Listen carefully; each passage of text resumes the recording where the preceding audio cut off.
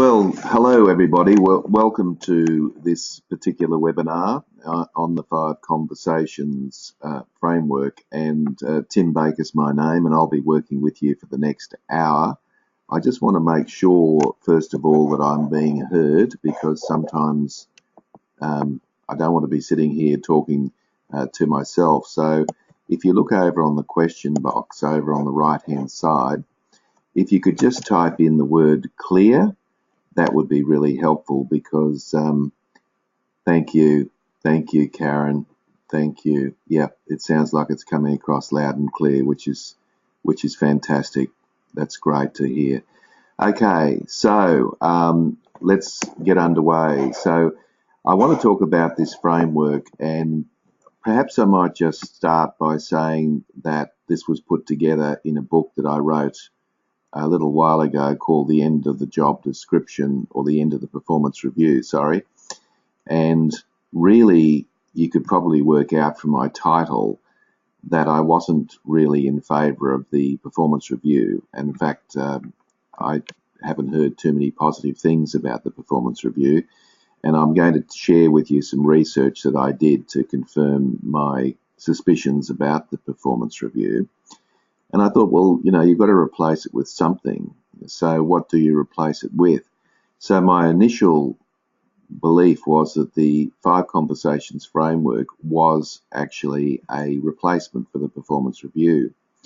But since I've written the book, what a number of organisations have done is that they're using the Five Conversations framework as an enabler. So they've decided not to get rid of their performance review, for various reasons. Perhaps it might be a government agency or something along those lines, and they really were compelled to keep that performance review in place. And so what they have done is they've used the Five Conversations framework as an enabler. So leading up to the performance review, you have a situation where people are involved in these five conversations that I'm going to share with you today. So when you look at this approach, look at it from two perspectives. One perspective might be, is this a potential replacement for what we're currently doing, which is our traditional performance review? Or could it be an enabler that may assist in actually having a richer performance review dialogue? So you can look at it either way, and I'd ask you to look at it either way as well.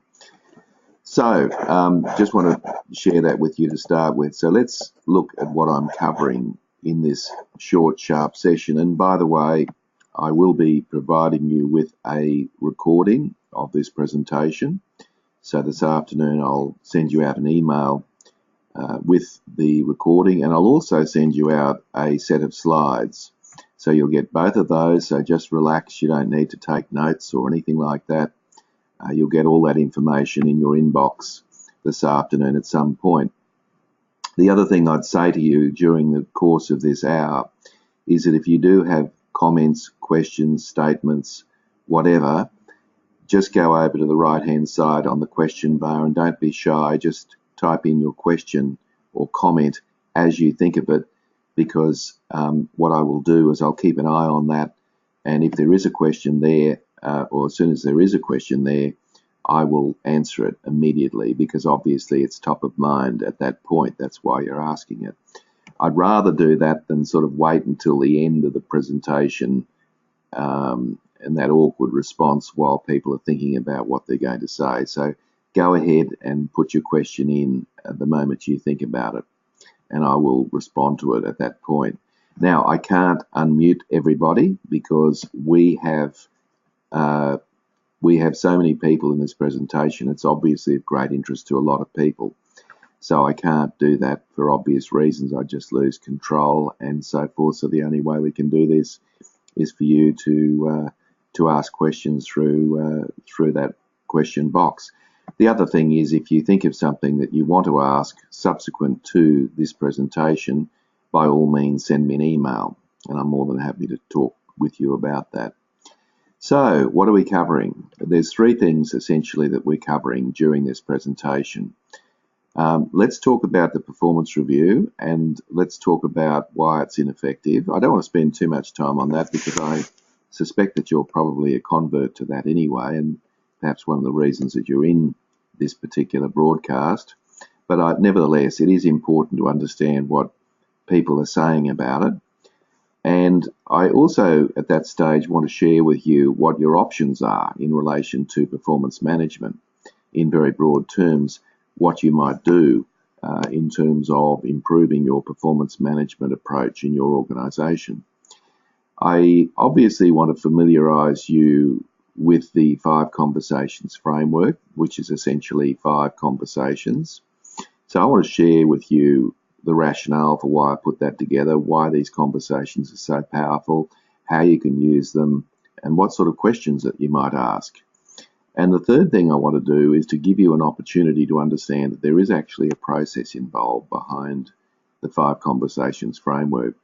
So if you were intending, for example, to apply the 5 Conversations framework in your organisation, here's a little process that might be very helpful for you to implement. And you can do this with or without my help. Obviously, I'd be keen to help you, but at the end of the day, if you've bought the book, you've probably got all the things that you need, but I do know I have a few lessons that I have learned along the way, which might be helpful for you. The other thing is, quick plug, my book is available, and it's still selling like hotcakes, which is wonderful news for me. So you can get a copy of that, and if you would like to get it through me, all you have to do is send me an email. I can send you out an invoice and the book, and I'll sign it for you. So 3 things we're covering today. So let's get underway.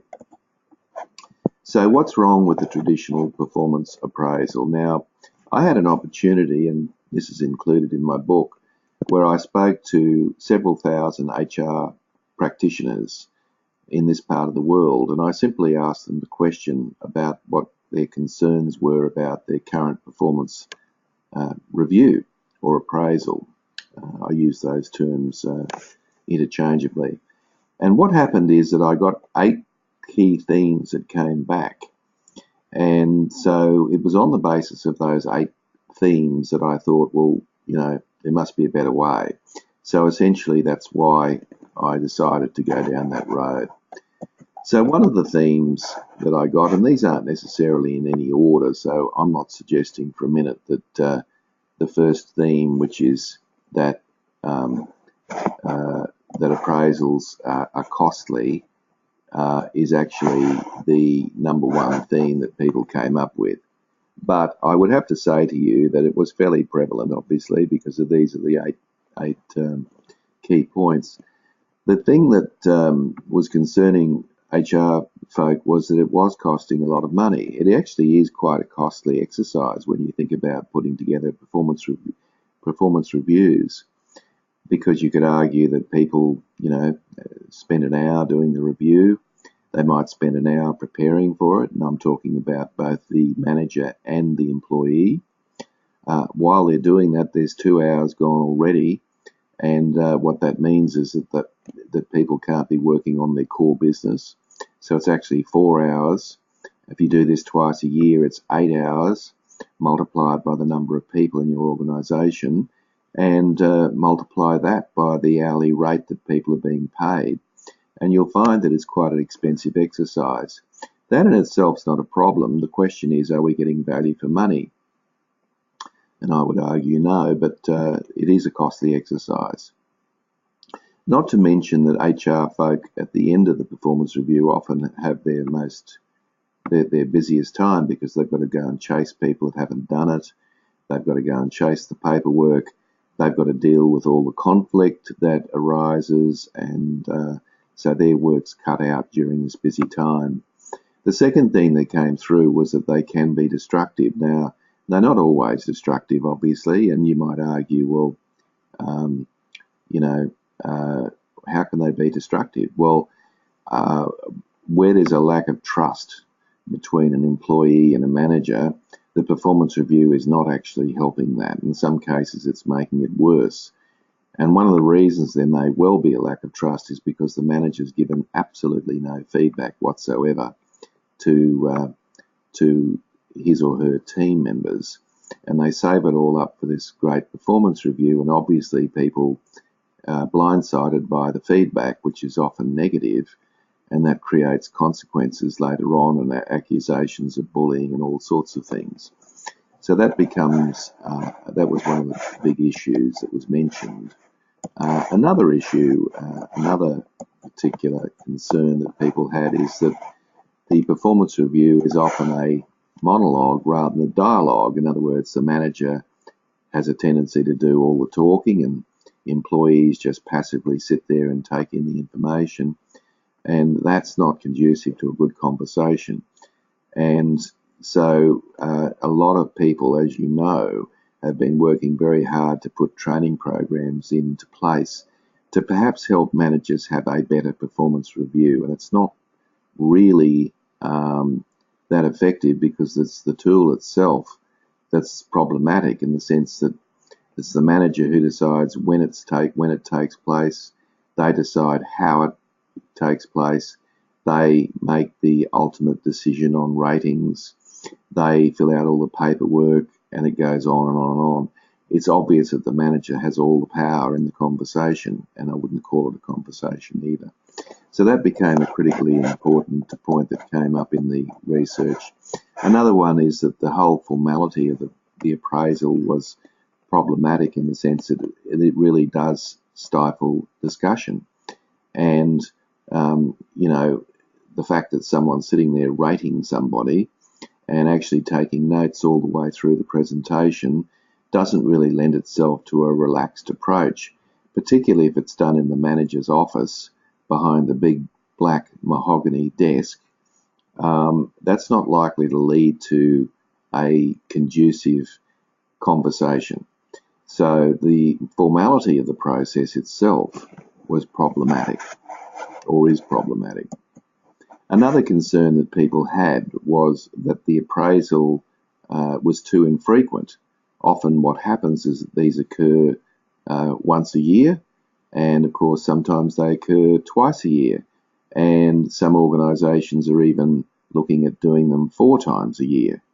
But whether it's 4 times or once, the reality is it's not enough, because the world is changing so quickly that after we have just finished the performance review, there is significant change occurring all the way through. So the infrequency of the performance review is problematic in our warp speed economy and the way that we're moving at such a rapid rate of knots. So that's really an issue.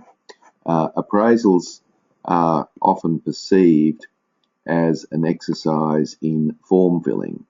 I have had stories of people who have not made eye contact once throughout a full review with the particular person on the other end of the desk because they're too busy filling out the paperwork. And so there's a very clear perception that performance reviews are really a bureaucratic exercise in form filling. Although I have to say that many employees now have made, or many HR folk have made an effort to try to minimise the forms so that it doesn't detract from the actual interaction between the two people. But nevertheless, it is perceived to be a form-filling exercise by lots of people. Another concern is that the appraisals are rarely, if ever, followed up. Because it's actually quite a stressful situation, what happens is that the person, once they've completed it, often files it away either electronically or in a filing cabinet if it's done by paper, and they don't look at that again for another 12 months, and they move on to their core business. And so obviously what happens is nothing gets done, and if nothing gets followed up, then it's really a bit of a waste of time, isn't it? If nobody actually has some action steps that come out of the process, then it's probably a waste of time. So that was a major concern that the cohort that I interviewed had about the review. Look, the final concern was that people found the whole process enormously stressful. Now, what I found interesting is it wasn't just the people on the receiving end that found it stressful, but it was also the managers who had to basically facilitate the process. They themselves found it very stressful, and the HR people that have to administer it also found it stressful. So we've got all this stress going on in the office, or if it's an outdoor environment during performance appraisal time. And I have nothing against stress. I mean, a little bit of stress in the workplace is not a bad thing, but obviously unnecessary stress is pointless. And so this creates what I think at least is an unnecessary level of stress amongst people. So they're the 8 concerns that people had about the review, and that was the motivation for me to write the book, The End of the Performance Review, on the basis of those 8 concerns that people had. And of course you can read more about those in my book. So guys, if you've got any questions or any comments or observations about any of those 8 particular concerns that HR folk have about the performance review, or if indeed there are other concerns, type them in the question box there, and I'll certainly deal with it as we go. All right, so let's have a look at what your options are in relation to performance reviews or performance management generally. So what's out there and what's available for you? So the first thing is, if we look at it as a continuum from one end to the other, and let's have a look at what's at both ends of the continuum and what's in the middle, and then let's position the 5 conversations framework on the continuum so you can see where it fits in. So over here on the left-hand side, we have the traditional approach. And the traditional approach really came out of the military environment, and that was where the superior would give the subordinate feedback. And the subordinate would just passively accept the feedback, and whatever the superior gave them as a score, that was it. And there are still, of course, many organisations who are still using this traditional approach, and you may be one of those.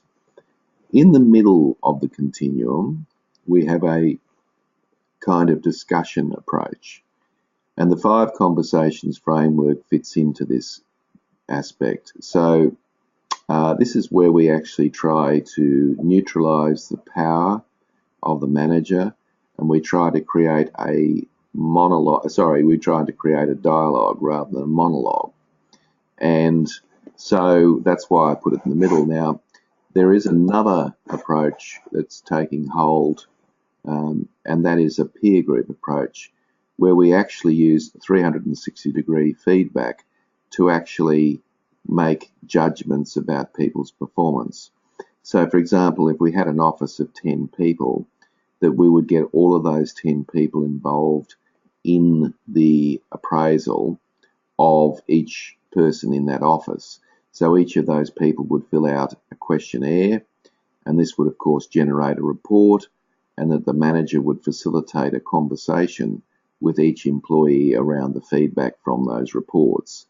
So that's probably a more extreme version, but they're essentially the 3 options that are available to you.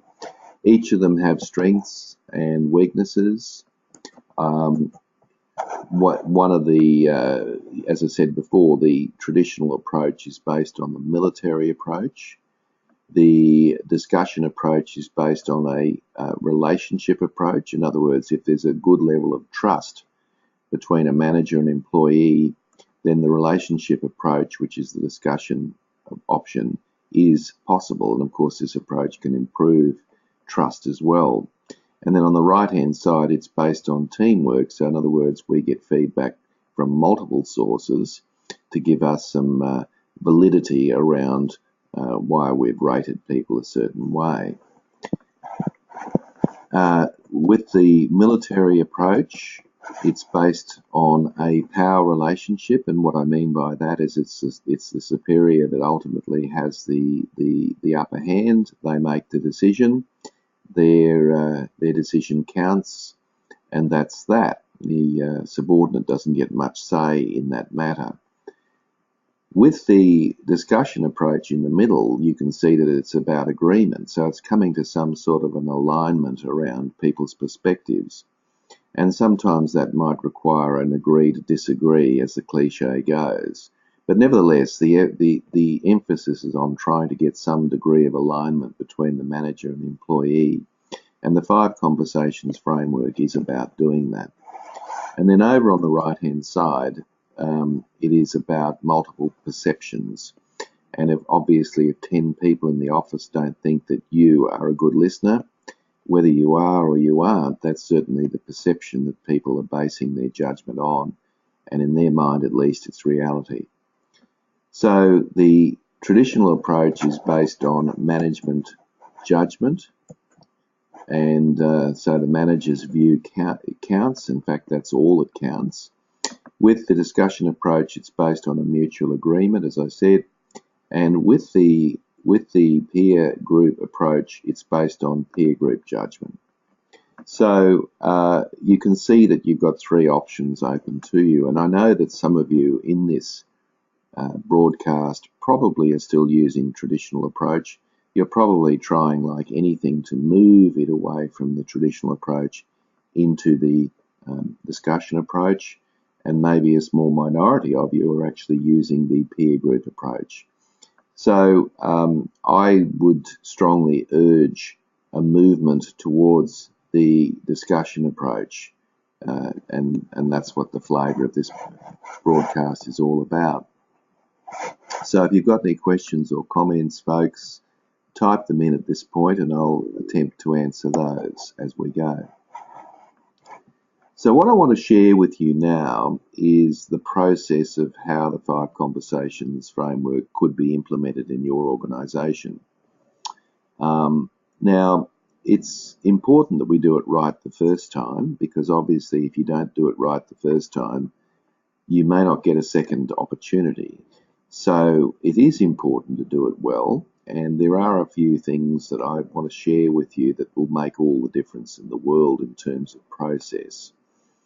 Now, you'll notice that there are 8 steps that are, I think, critically important. And let me run through those 8 steps with you and just take a little bit of time to talk about how you might make this effective. Now, one of the first questions that your colleagues will ask you is, how do we know that this is effective? I mean, if we apply the Five Conversations framework, or indeed any other performance management framework, how in heaven's name will we know that this is actually effective? Well, I have put together a questionnaire, and the questionnaire is based on 50 statements, of which there are 10 for each of the 5 conversations. Now, they're not directly related to the 5 conversations, but what these statements do is to provide a before and after snapshot. So you can complete 2 rounds of the 5 conversations and survey your team at the beginning and the end. And obviously, if the results are better at the end than they were at the beginning, then it's fair to say that the 5 Conversations framework has been effective. So the very first thing that we do, and this is assuming, of course, you are going to do some work with me, is we get you to fill out a template. Now, the template is basically covering who's in the organisation, who they report to, and their email addresses. Obviously, that information is kept confidential from this end, but the purpose of that is so that we can do 2 things. One is to create a survey, and secondly, to populate the online support system that you may choose to use as well. So we collect all that data, and then the next step is, as you can see, which is, of course, let's move around the cycle a little bit now. So step 1, step 2. Step 2 is that we assess the current state. Now, what we're doing there, as I said before, is we're trying to get a benchmark for how the organisation actually is at the moment. So we'll be looking at things like trust. We'll be looking at things like communication. Have managers talk to their particular team about their strengths and talents in the last 12 months? All of these things are covered. in the statements, and I'll show you some real-life data that's taken from organisations that I've worked with very shortly. But so we're creating a report which is a benchmark from where we're at. So we don't want to start the 5 conversations until we know to some degree. Now, there's a couple of reasons for this, obviously. One of them is so that I guess my 5 conversations framework can be demonstrated to be a valid approach. Secondly, if you take it on and you're trying to convince skeptical colleagues, you should get data to demonstrate that it has been effective. And thirdly, I think there's a good reason that you can actually use it as an opportunity for looking at some things that you could perhaps improve systemically in the organisation. So there's a lot of good reasons for that, and that's quite a cost-effective exercise to do.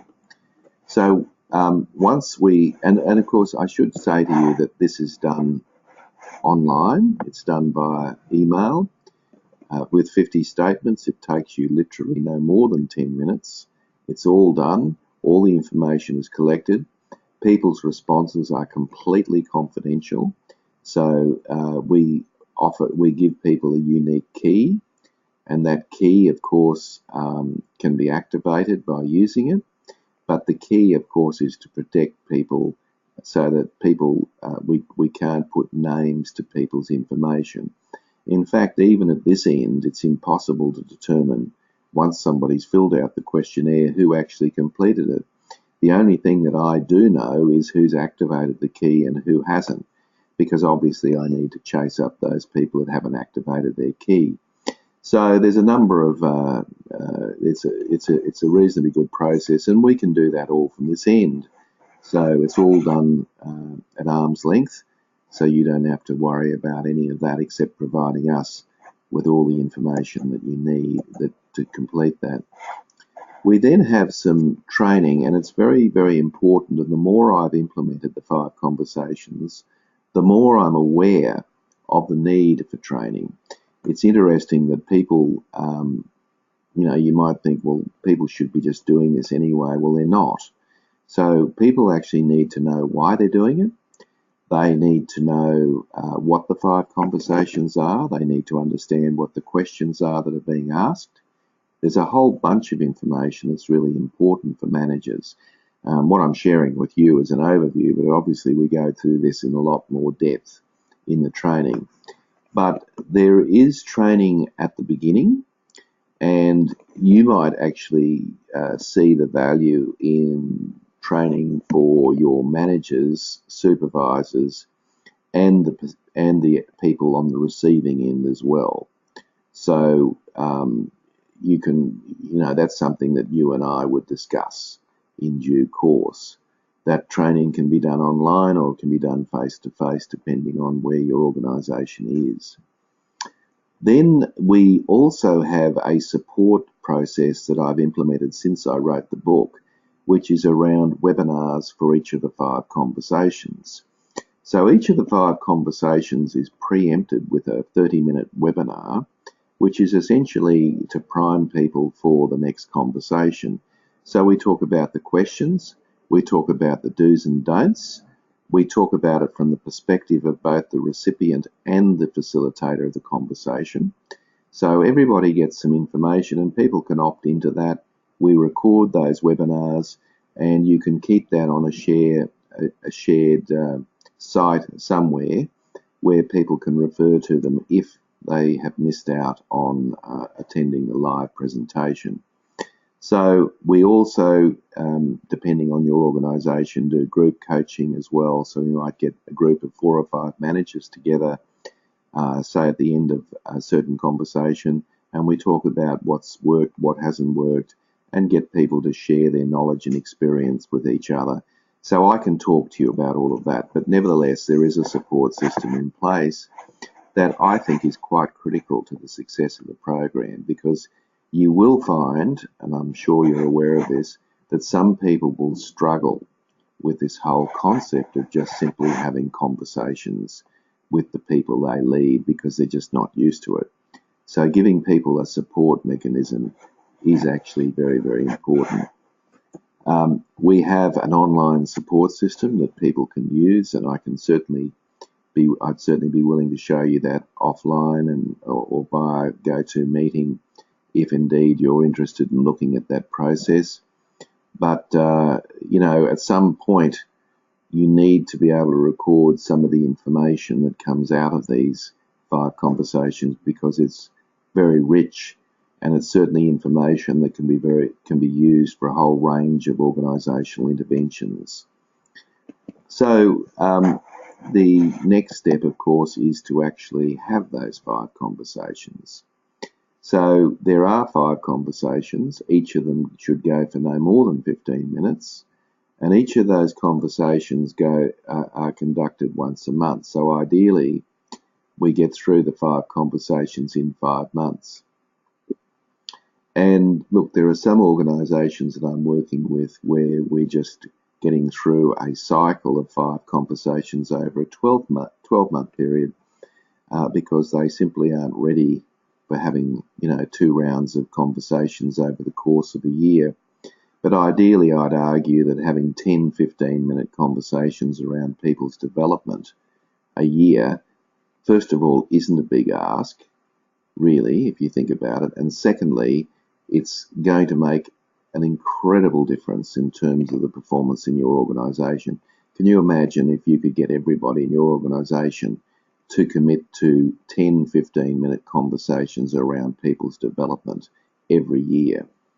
Trust levels would go up, communication levels go up, ideas get generated, rapport gets built, understanding gets aligned. There are so many benefits from that. But as I said, if that stresses you out, that thought, then perhaps you might start with 1 round of conversations over the course of a year.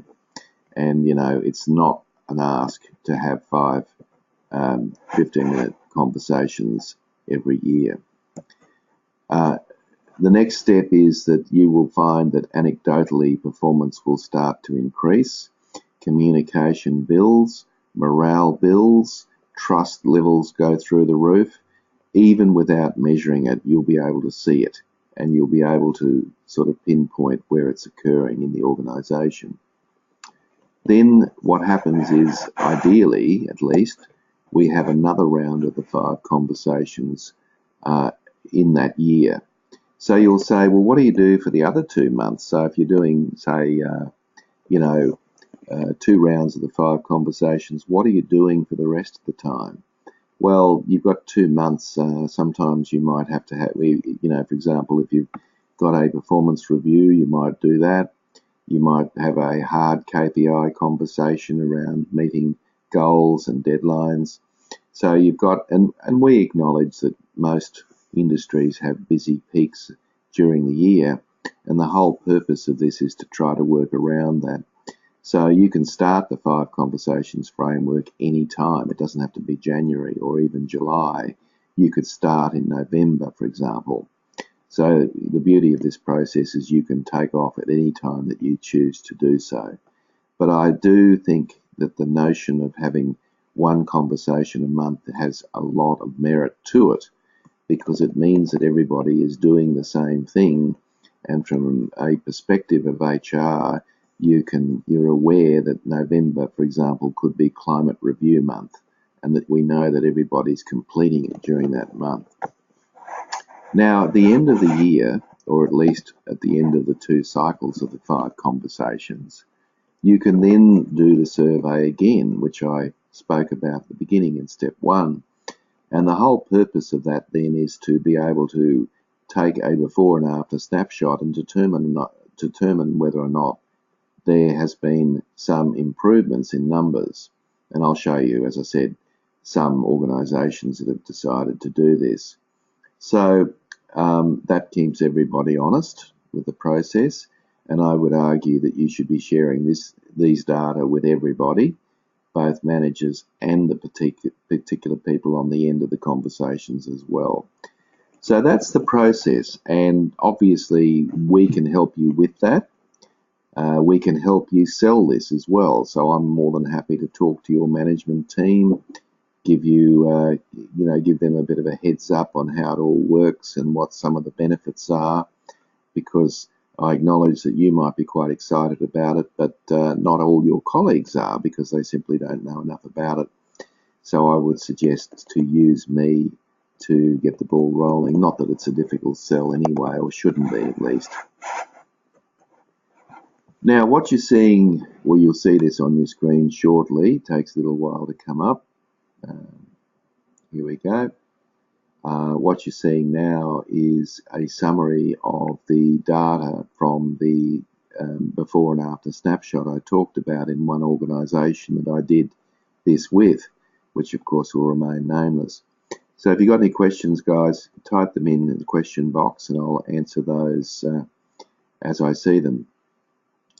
But look, all you need to know about what you're seeing on your screen at the moment is that you can see that there are the 5 conversations. So you've got climate review, strengths and talents, opportunities for growth, learning and development, and innovation and continuous improvement.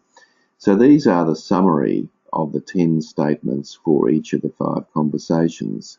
And you might notice on the legend that the red is top management, the yellow is middle management, and blue is the workforce. Now, we define top management as anybody reporting to the CEO plus the CEO. We define anybody in a middle management role as a manager or a supervisor, indeed anybody in a leadership role. And we define anybody in the workforce strata as anyone who does not actually lead anybody.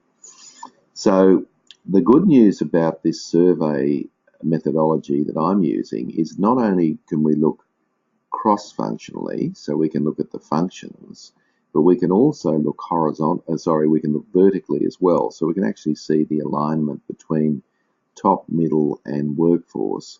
So what you're actually after here is, for a good result, for example, is where the 3 aggregate results, top management, middle management, workforce, are as aligned as possible. Pluses are good, they are positive.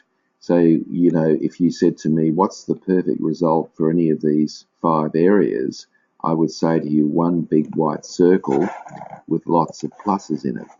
That would give you an indication that that area is probably travelling reasonably well in the organisation.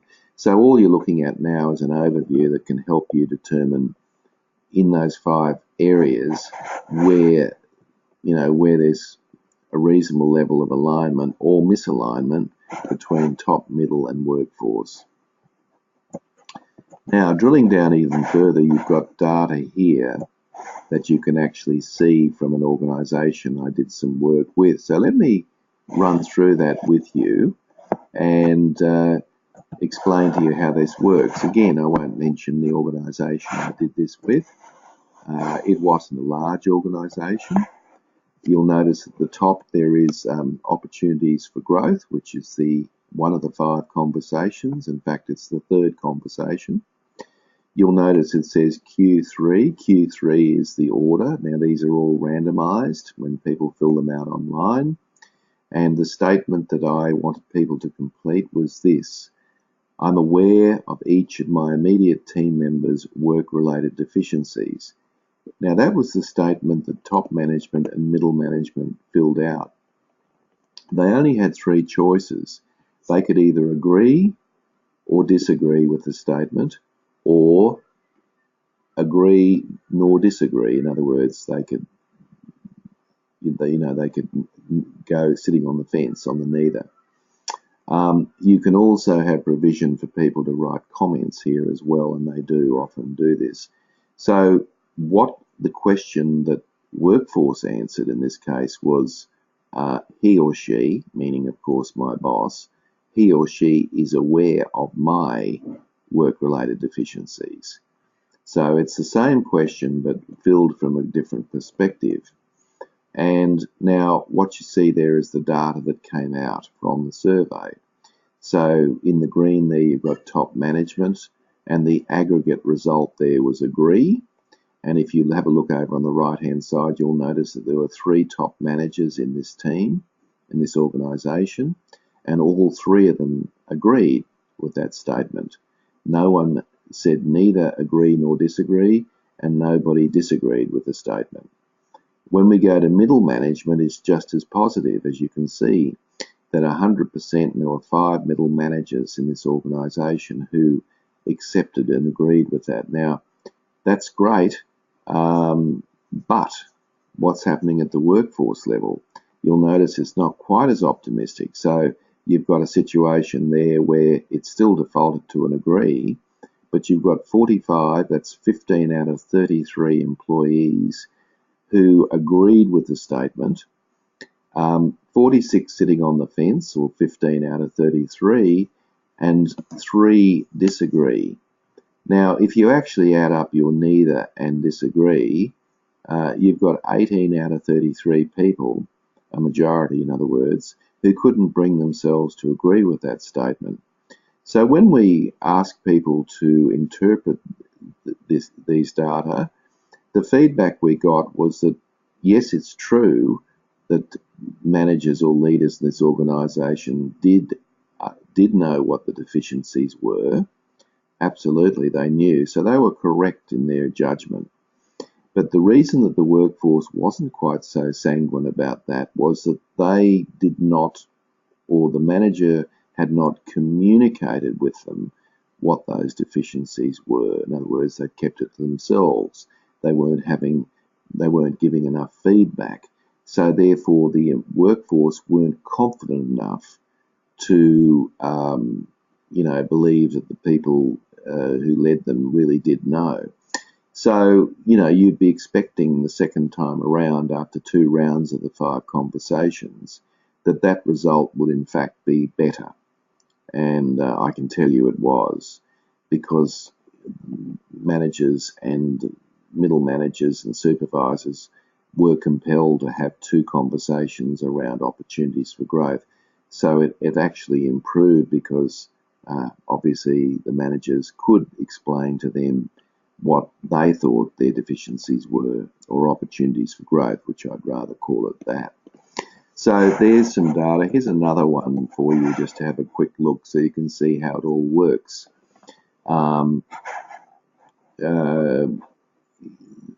So here's another one that might assist. It's taking a little while to come up, so it'll come up. It's not coming up. All right. Anyway, here it goes. It's just a bit slow. So innovation and continuous improvement, which is the 5th conversation. And you'll notice there that the statement Q10 was, my direct reports have made suggestions to me about ways to improve efficiency and effectiveness in the organisation, which you would expect.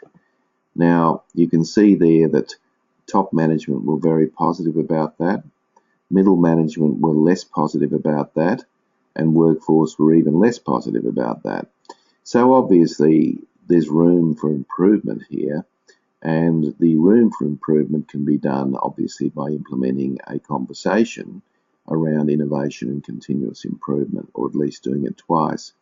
So you can see the same organisation have got these data to work with. So that gives you a bit of an overview about how that works. And I just want to make a couple of comments here. We've got about 10 to 15 minutes to go, and I've just got a question here which I'm going to respond to. Thank you for the question. Let's have a look and see what it is. When you say immediate staff, are you also suggesting immediate supervisors? Yes, I am. Thanks for the question.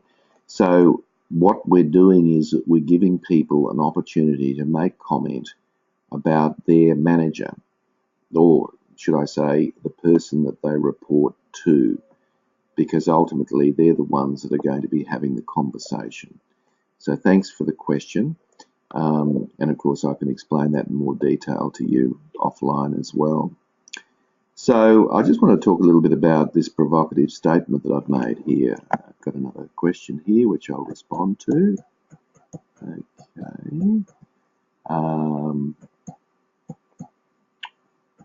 All right.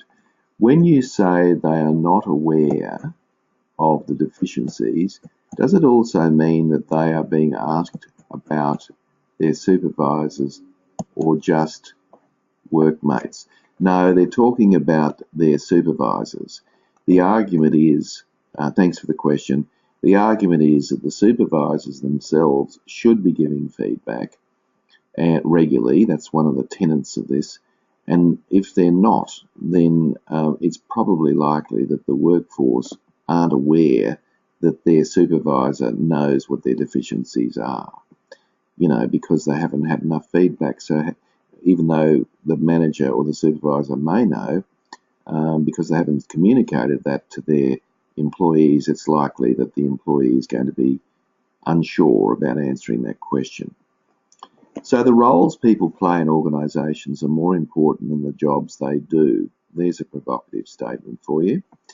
The 5 conversations based on the philosophy that what we're attempting to do here, and I'll just populate this page for you. Let's consider that the work that people do in organisations is two-dimensional. Okay. So the first dimension of the work that people do is their job role. So this is their functional role, which is normally written in their job description. All right, so we don't need to talk too much about that. We already know that. But there is a whole other dimension of performance that really isn't tapped into, and this is where the 5 conversations can be very powerful. And this is what I call non-job roles. So you might say, well, what are non-job roles? Well, non-job roles are areas that do impact on performance, but are not directly related to the job description that people have. Let's have a look at 4 of these. I don't doubt for a minute there are many, many of these, but I've identified 4 that I know fits all 21 industries that I work in. And I'd be very surprised if these 4 that I'm going to share with you are not relevant to your industry. So one of these is having a positive attitude and showing enthusiasm. We don't want people coming to work bouncing off the walls necessarily, but we certainly don't want people who are complaining and whinging and backstabbing and carrying on. And we've all got those people. I think it's fair and reasonable that we expect people to be constructive in the workplace, that they work together, they become solution focused. Now that is a non-job role that's not normally embedded in the job description that's critically important. And yet many of us, of course, know people that don't exhibit that particular or don't play that role. Another particular role that's critically important is being a team player. That is the team role. We expect people more and more to be involved in teams and to work in teams, and I think it's unacceptable, certainly from my perspective, for someone to say to me that I'm just not a team player. I just come to work and do my job. I'm not interested in being part of the team. Well, you know what? It's critically important to performance, and we expect people to be a team player. And it's not an unreasonable request for anybody to be a team player in the workplace. Another role that's critically important is a skill development role. We're expecting people to come to work and continually upgrade and retrofit their particular skill set. I don't think it's reasonable, again, for people to say, look, I'm too old to learn, or I'm not interested in learning this new software. I'm just happy to use a manual system. In this day and age, that's costing organisations money, but more importantly, it's actually costing the employee, because obviously they're not in a position where they're building up their skill sets to get another job, assuming, of course, they want to get another job. And the 4th one that I think is critically important is that we want people to bring their brains to work with them. We want people to be innovative and continuously improving in role. And often this doesn't happen. So if you think about it, attitude, being a team player, having a certain skill set that's continually upgraded, and bringing your ideas and suggestions to make the organisation more efficient and effective has to be the role of everybody that works in your organisation. So the 5 conversations framework taps into that non-job role dimension. So in fact, what we've got is 5 roles that people should be playing in the organisation. 1 job role and 4 non-job roles.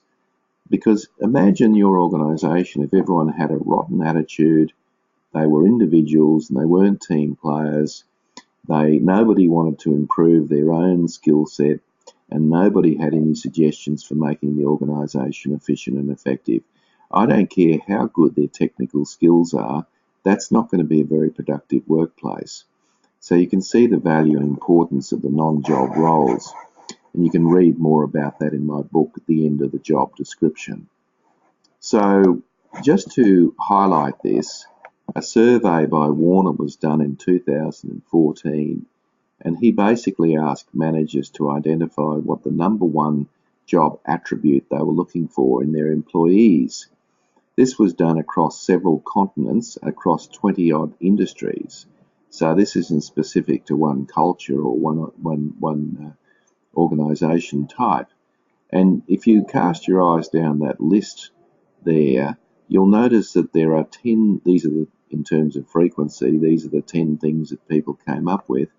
I don't see any job role there whatsoever. They are all non-job roles.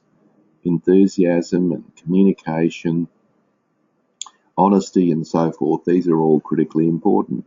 So I'm just trying to point out how critically important those non-job roles are, and we need a process and a system to actually be able to talk about those things respectfully, and the 5 Conversations does that. So, cutting to the chase, let's talk about the 5 Conversations in the last few minutes we've got. And of course, I'm still happy to answer questions as we go. But as you can see, the 5 Conversations framework on this slide, over on the left-hand side, you've got 5 months. So as I said before, you've got 1 month to complete one of those 5 conversations. In the topic column, you have the name or the label of the conversations. In the content, it tells you a little bit about what those conversations entail, and some of the key questions on the right-hand side that the manager is expected to ask during those conversations. All right. Now, there is a method to this. There is a rationale and a reason why I put these together. I didn't just slap these together for no reason. There's a lot of thought that's gone into these 5 and why we do them in this order. Let's have a little think about this. The climate review is really about people's morale, their job satisfaction and communication. Companies spend tens, if not hundreds of thousands of dollars a year on engagement surveys online, and most people are enormously cynical about these things, and we're finding that the response rate to those are going down year by year, simply because employees don't believe, and in many cases they're right, that nothing happens as a result of their input. So why don't we do that as a conversation? Why doesn't the manager just sit down and say, on a scale of 1 to 10, how would you rate your current job satisfaction? 10 being high, 1 being low. That's the first question that the manager asks in the framework. Person says 5, the manager says why, and the person says, how might we get it from a 5 to a 6? What can I do? So you have this process. So it's a fairly easy conversation to start with, and that's one of the reasons that we do that. We then move on to what people are good at. So instead of us going straight for the jugular and working with what people aren't good at, how about we start with what people's innate talents are? That's where the strengths and talents conversation comes in. So we talk about what people can do well, and we use this as an opportunity to build upon it. So is there any way that the information that's shared in this conversation can be applied to their current or indeed future roles? So this is kind of like succession planning in the organisation, and we start on an upward spiral of positivity, not a downward spiral of negativity. So month 3 was probably the most challenging of the conversations, which is opportunities for growth. And this is really about areas that need to be worked on. These are these deficiencies that I was talking about earlier when you looked at the data. Then we talk about learning and development, and you can imagine that out of the strengths and talents and opportunities for growth conversation, there are likely to be a range of things that have been discussed that could come under the banner of learning and development. Now, this isn't necessarily about sending people off to courses, although, I'm not discarding that. A lot of these conversations a lot of these learning and development initiatives could just be showing people how to do something, or it could be just to give somebody some coaching, or to show somebody how to do a particular task in the workplace. So essentially that's what that is. And then the final conversation is around ideas and ways and means of improving the efficiency and the effectiveness of the business. Now that's pretty exciting, isn't it? Imagine in your organisation if in the month of November, being Innovation and Continuous Improvement Month, that you know that every single person in your organisation is having a conversation around innovation and continuous improvement. There's going to be some really interesting, useful ideas that come out of that. Not everything, of course, but some will. And then you capture that information, you apply some of these ideas that are cost effective and easy to implement. Morale goes up. The next time you have an innovation, continuous improvement conversation, you're likely to get more and more interesting responses. So folks, that at a snapshot is the 5 Conversations framework. And if you've got any questions, I can answer those. I've got a couple more slides I'll finish with before we wrap up. Let's just understand why this approach has benefits. Let me go through these with you, and let me share with you what those benefits are. And this will come up on your screen very soon, I hope. There, gone again. Gone again. It'll be here shortly. Okay, so it looks like it's coming up. So what the 5 Conversations framework does is it helps create a dialogue, an ongoing dialogue. So it means that this is ongoing and not just something that's left to the performance review at the end of the year. Secondly, it provides a more open and direct conversation. And so this can be done, because the questions will all be worked out. The employees come to those conversations already having thought about their answers to those questions, so that when they sit down, they're not blindsided by the questions, and you have a far more productive conversation. They can be flexible in the sense that you can do them on a park bench, you can do them in the car, you can do them in a coffee shop, so it doesn't need to be done behind the big mahogany desk in the office. They're timely, and the reason they're timely, of course, is that you're doing them on a regular basis, so you can implement whatever it is out of that very quickly. And of course, they're far more relaxed in the sense that people will feel a little bit more relaxed about having that conversation because it's not sitting behind the desk in the office. So there's a lot of benefits to it, and I know from my own experience of implementing this, it's very, very powerful. So just to finish up, if you haven't got a copy of my book, please do so. Send me an email. I'll send you out a copy signed and an invoice. So the book itself has the finer detail about each of the conversations and how you can implement it. Certainly you can contact me if you want more information. I'm more than happy to give you that. So, and one last thing before we finish up. Those of you who may not be aware, I run a very popular Lunch and Learn series. And in this Lunch and Learn series, we have 6 modules that you can see on the right-hand side. And this series is really applicable for anyone in a leadership supervisory role. And this can be done online, it can be done over lunch, and for 1 hour every couple of weeks, I broadcast an important topic around leadership, starting with, of course, feedback right through to effective meetings. Our next program is on the 19th of January, and if you'd like more information, you can click on that link and you can actually register, or if you'd like a brochure, then you just simply email me, and I'm more than happy to send that out to you, and you can register. But get in quick, because there's not an infinite number of people I have in those webinars. So, folks, and it's a very cost-effective exercise as well, as you'll find in terms of price. People get the 6 hours of presentation. They get a book. They get 6 recordings. They get 6 sets of slides. They get unlimited time with me via email, and it's a really good process that saves you time and money, because you don't have to send people away to courses. You can do it online in the workplace. So that's it pretty much from me, folks. And so I've enjoyed working with you today. As I said, you're more than happy to come back to me with any questions. I wish you well, and I'll sign out at this point. So thank you very much, ladies and gentlemen. Enjoy the rest of your Friday. Thank you. Goodbye.